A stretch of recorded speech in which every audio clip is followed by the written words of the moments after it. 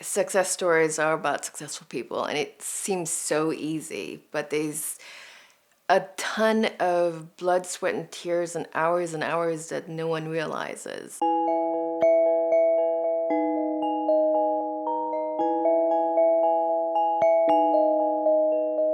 I spent my childhood in Uganda, and that is in East Africa, in a tiny little town called Masaka.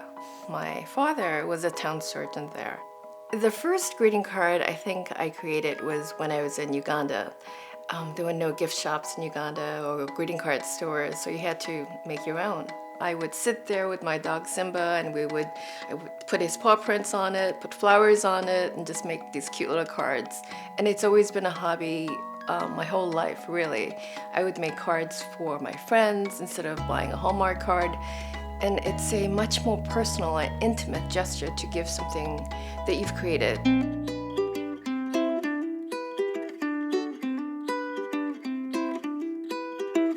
About 13 years ago, I started my company called Tumbelina. The name Tumbelina actually comes from a pet name that my boyfriend gave me when I was 16. Tumbelina is kind of like my alter ego, if you will, just because I can express myself in a very creative way.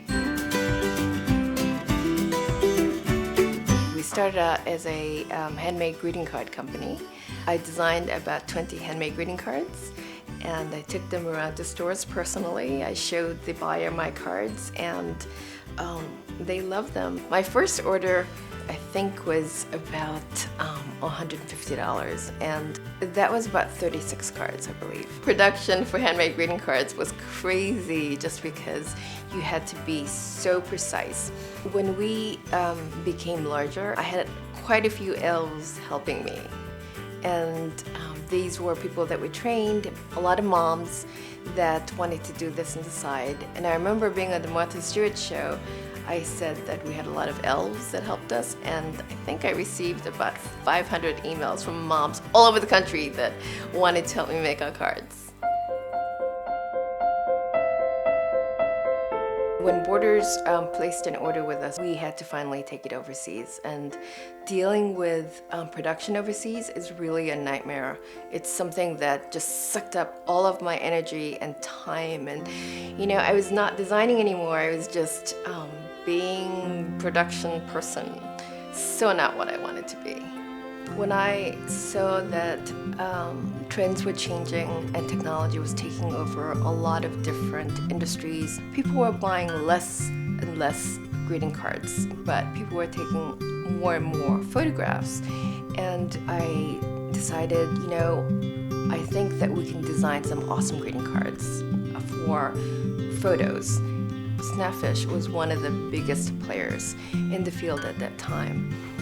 So I researched all the top executives, and I put together a killer cover letter, a media kit, and a sample portfolio of our designs.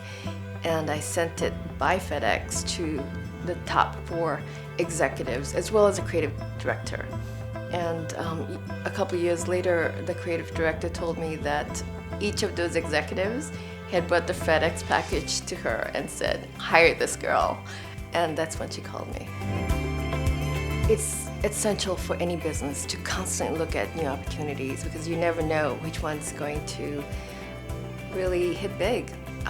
Technology was killing my business, but it also saved my business.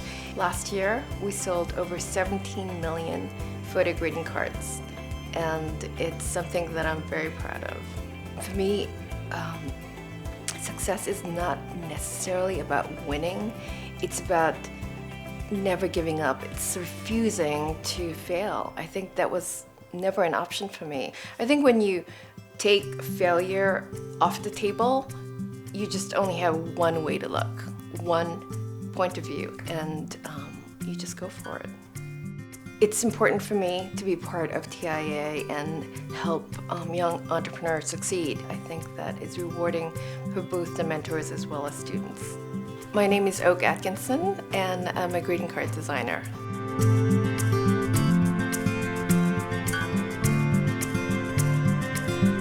Thank you so much for this amazing award to the Alumni Council, I am so deeply, deeply honored. And to the students at TIA who are watching this, I want you to know that you can do this. And one day, I look forward to calling one of you and congratulating you for getting this award.